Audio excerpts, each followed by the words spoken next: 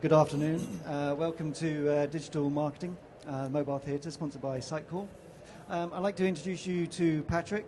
Patrick comes from Branded3, CEO, joined in 2008, set up the search division and offers now independent service for clients with that agency. I think the biggest thing I'm reading here really is also launched the most successful online marketing blog, Blogstorm. So Patrick's been invited to share with us on the SEO strategies of creating future-proof mobile SEO strategy. Thank you. Hi everybody, good afternoon. So my name is Patrick, Director of Search at Branded3. What we do, we're primarily an SEO agency, so there's 60 of us. We're based in Leeds and London. We do mobile SEO, but mobile SEO it's a funny one, because when I was asked to speak about mobile SEO, initially I said no, because mobile SEO is exactly the same as normal SEO. There's absolutely no difference whatsoever. All it means is that you need to have a site that works on a mobile. So I found it a little bit difficult to figure out what to talk about for half an hour, but here it goes anyway. So with mobile, it's absolutely critically important that people have a good mobile strategy, because mobile is absolutely huge. 1 in 10 e-commerce dollars is spent on a smartphone or tablet. Second quarter of 2013, there's $4.7 billion of transactions. And mobile is getting bigger and bigger all the time. And the thing about mobile is certainly what we find with our clients and people we talk to, it's getting bigger faster than brands can keep up with it. So a couple of years ago, people were starting to talk about having a mobile site or a responsive site. And now, you absolutely have to have it, otherwise you're losing money. But people still don't have their site set up correctly for mobile. The key thing with any type of SEO, whether it's mobile SEO or normal SEO, is that you have to just figure out what Google wants. If you figure out what Google wants, then you can get your SEO strategy right. If you start trying to do something that isn't what Google wants, then your SEO strategy is not going to work. And that applies equally for mobile as anything else. So Google wants two things, really. And there's a quote from Matt Cutts, who is the top guy at Google in terms of SEO. And he says, the goal of many of our ranking changes is to help searchers find sites that provide a great user experience and fulfill their information needs. So all Google wants to do is to put people at the top that are going to satisfy searchers. So if you're the best result that's going to satisfy searchers, then Google will put you at the top, and then everybody's happy. If you don't have a very good site, or you don't have a very good page, or you're not an authority, sometimes you might accidentally get to the top, but Google will move you back down again. So the way that we split it up is you need to do two things. You need to create more authority and be a better and more reputable company. And a lot of that comes down to things like online PR and content marketing and that side of things. And then you need to make better landing pages, and specifically the primary pages that you want to rank on Google. And that's the key thing that you need to do with mobile search. So with mobile search, it's all about making your landing pages better. So the pages that you want to rank have to be better than all the other pages. And with mobile search, people are years behind where they are with normal desktop search. So people may have a great website on desktops, but it could be terrible on mobile. So the landscape at the moment in terms of SEO, and this is desktop and mobile, Google is looking at a huge number of factors. So most of the top SEO agencies will tell you the same thing. It's not the same as it was 2 or 3 years ago. Google is looking at loads of different factors, and you can't do if you're an SEO agency, you can't just have a load of link builders building links anymore. It just doesn't work. We've had to basically hire an entire digital PR team of people from PR agencies who know how to get links from all the top publications. And if you can't do that, then it's impossible to deliver SEO performance anymore. So Google is looking at such a different array of factors as they were a couple of years ago.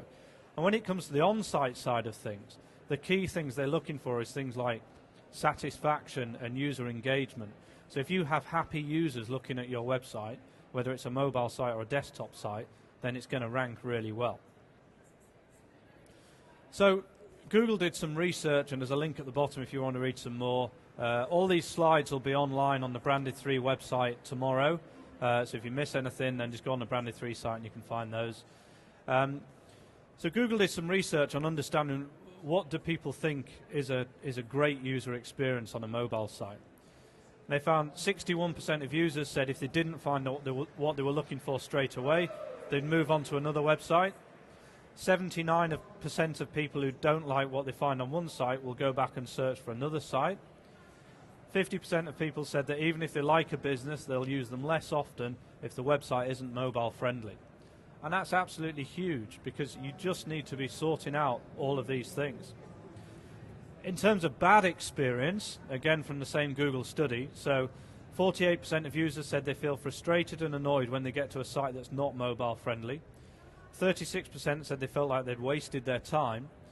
52% of users said that a bad mobile experience made them less likely to engage with a company.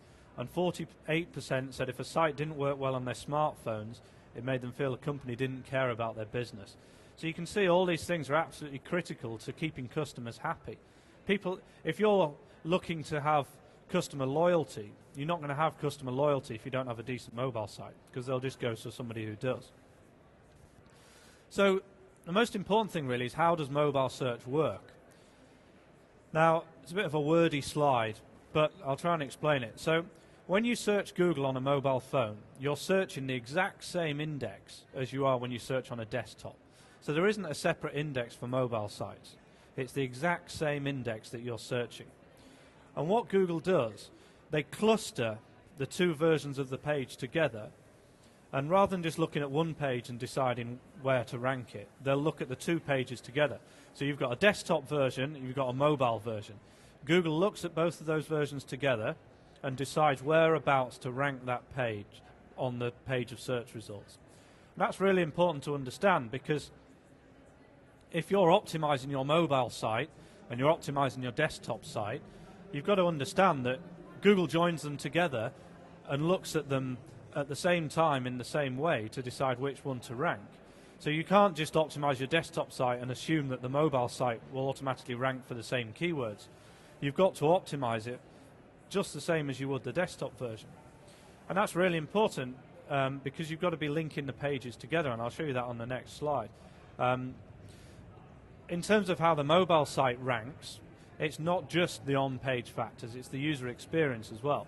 So if Google knows that your mobile site delivers a bad user experience or there's something wrong with it, then they'll rank you just the same for your desktop site. But if the searcher is on a mobile, they probably just won't show them the page, because they'll know that it's not a very good result.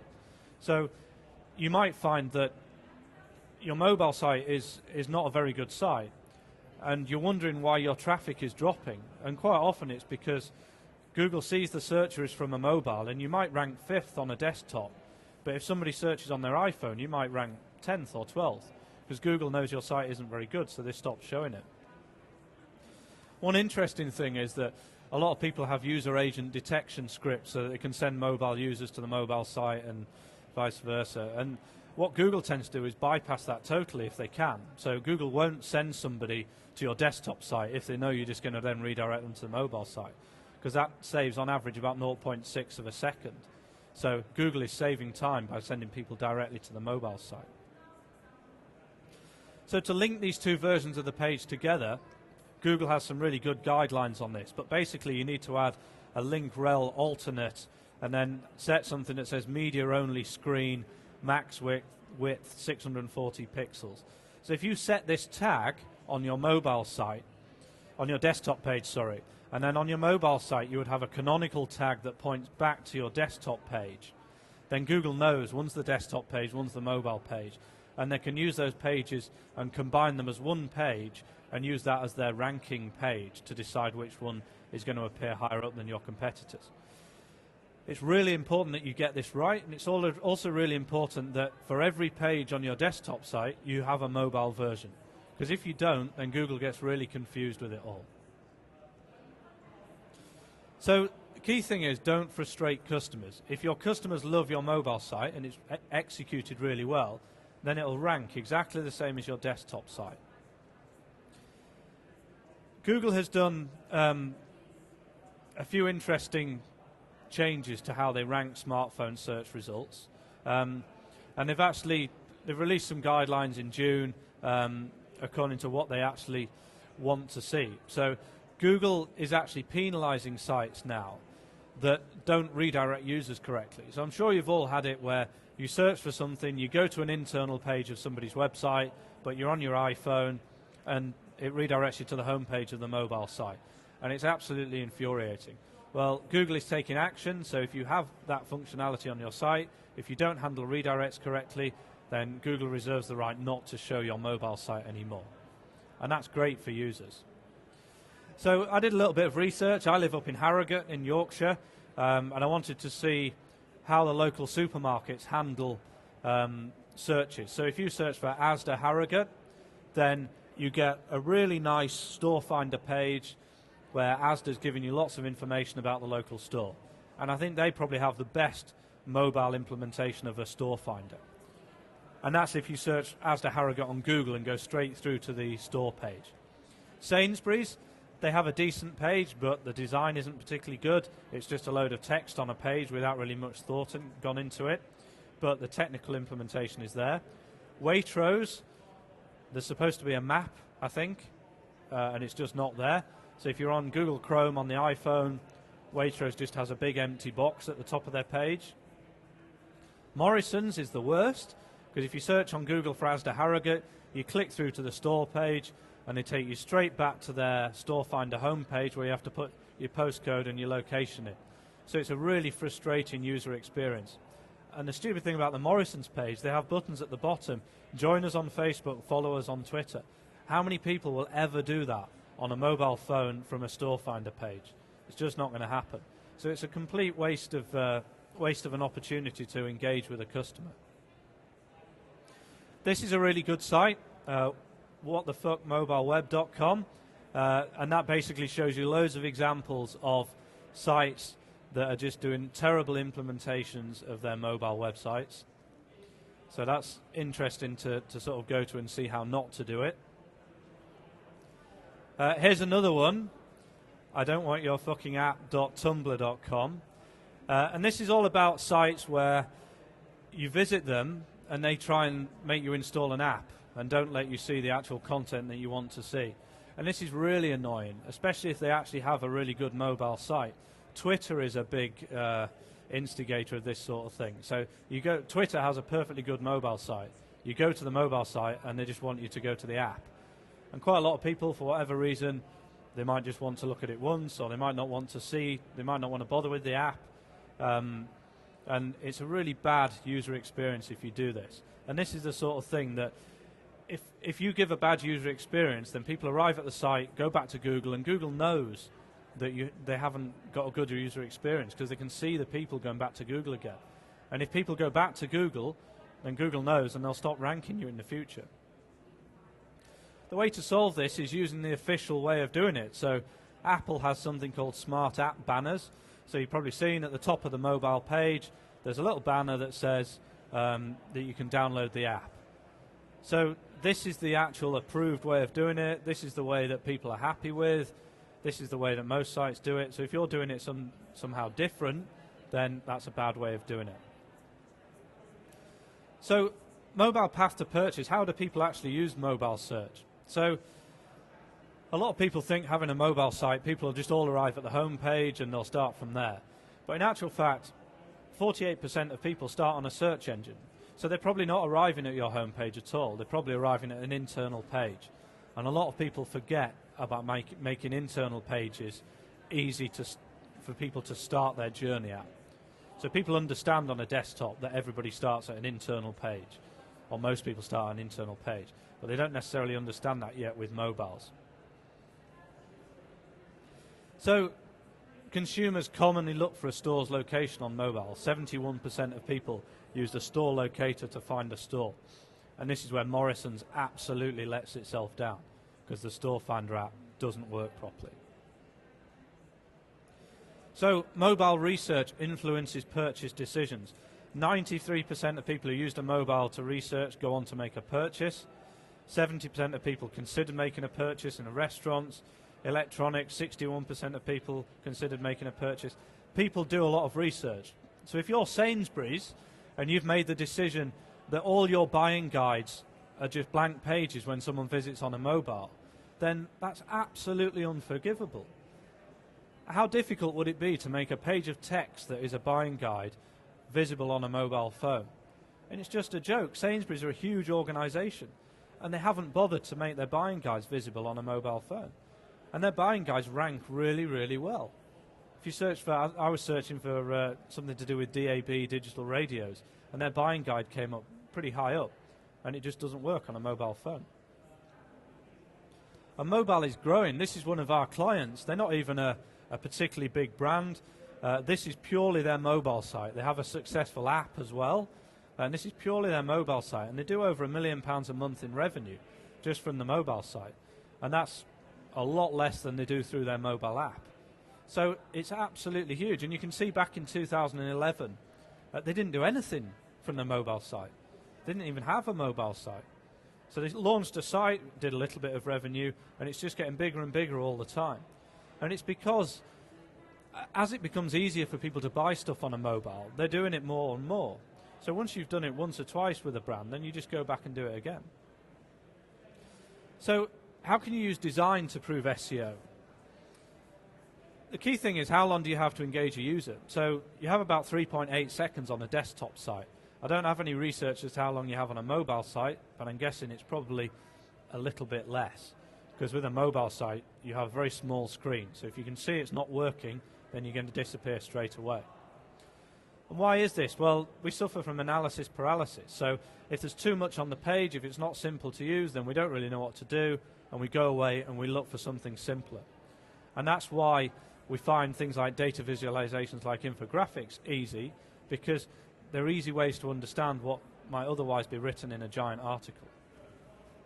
So when somebody visits your mobile site, you've got a very short period to say, to basically get across to somebody, you are really relevant to what they were searching for, and you're a credible and trusted site.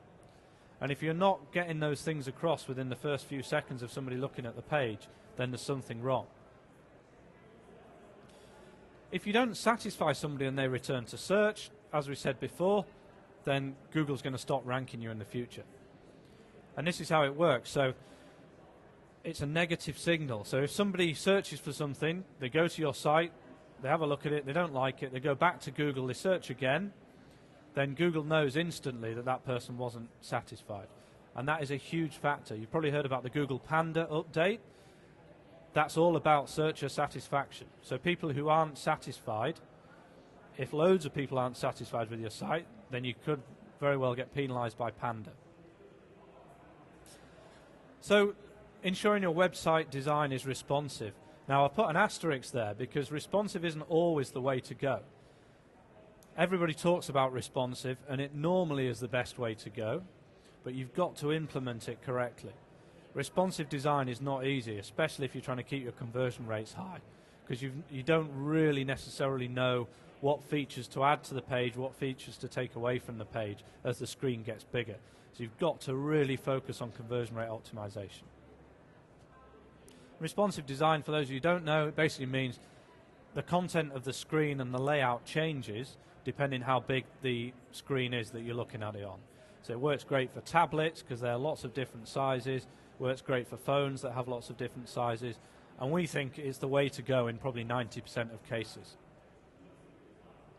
Google have got some very clear recommendations as to what they actually expect from websites that are optimized for mobile, so you should have a read of those because they're basically the gospel of what you need to do when it comes to mobile search. But you've got three options really. You've got fully responsive, dynamically served HTML and CSS, or you've got a straight mobile version. I won't get into the technicalities of exactly how to implement it because there's loads of different ways of doing it. But basically you need to understand exactly what the best option is for you by going through your analytics and figuring out what your users are looking for, how they're using the site, and how you can hope to improve conversion rates. And it does massively affect performance. Bench apparently had a 100% increase in mobile conversions by launching a new site. Baines & Ernst, 51% increase in mobile conversions. Career Builder, 20% increase in click-through rate to the job listings. Harvest Town Brewery, 28% traffic increase. And there's all sorts of case studies. Another one, Walmart.ca. Mobile orders up 98% when they launched their responsive site. Conversions up 20% when they launched their responsive site. And there's a bit.ly link on there to get some more information about how they did it.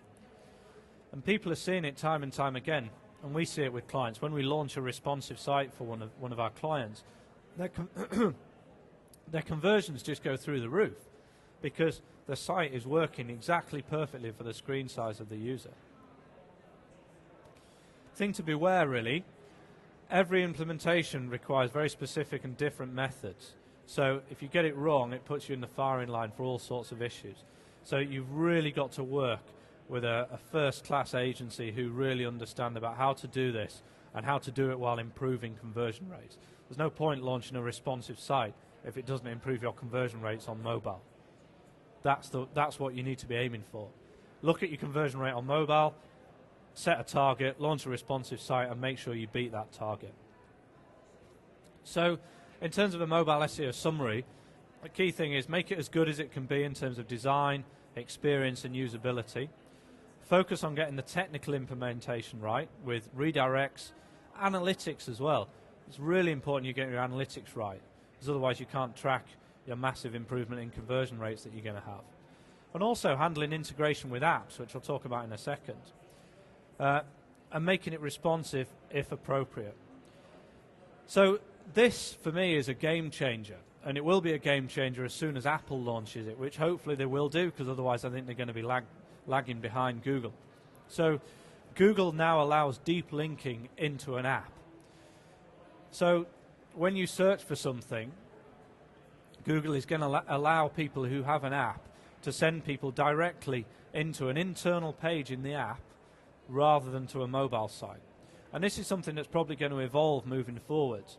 But it's absolutely amazing for people who have apps and people who have a good SEO campaign, because you're not going to be sending people to the mobile site. You can send them directly into the app. And once this goes mainstream on iPhones as well, I think it's going to be huge. It's going to be interesting for SEO because suddenly some of our clients are going to see huge drops in traffic to their mobile sites because everyone's just going to go directly to the app. And of course, as an SEO agency, we don't have responsibility for revenue that comes via an app. So we could suddenly see that our client might be making £5 million a year from SEO, and suddenly a few million will be knocked off that because the revenue is going to come through the app instead. So it's going to be, there could be a huge shift in how things attract in terms of revenue in the future. So last slide really, how can you do this? Well, there's two ways of doing it. You can either do it the sort of enterprise level way that a big brand would do, which is appointing an agency to build a really good mobile site for you, or doing it via your internal team. Or you can do it the easy way if you're a small business, and you go through a company which will basically create a mobile version of your website for you. These are recommended by Google, but they're untested by us, so use them at your own risk really. But Mobify, MoveWeb and Weebly apparently will just magically create a mobile version of your website which works great in all sorts of different mobile phones. So that's all I'm going to talk about today. If you've got any questions, you can ask them now. You can also email patrick@branded3.com or find me on Twitter. The slides will be online on the branded3.com website probably tomorrow, so just have a look on there and you can find out anything you need to know. Thank you. Does anyone have any questions at all? Yeah, I will. Sorry, I can't. I've no idea. Is the video going to be available? I think the video is being available on the exhibition site. Not that I'm part of the exhibition team, but I can assume that quite well. Okay, yes, thank you. Hello. I would like to ask you, what's your opinion about the parallax sites? We have a parallax site, so yeah, we like them.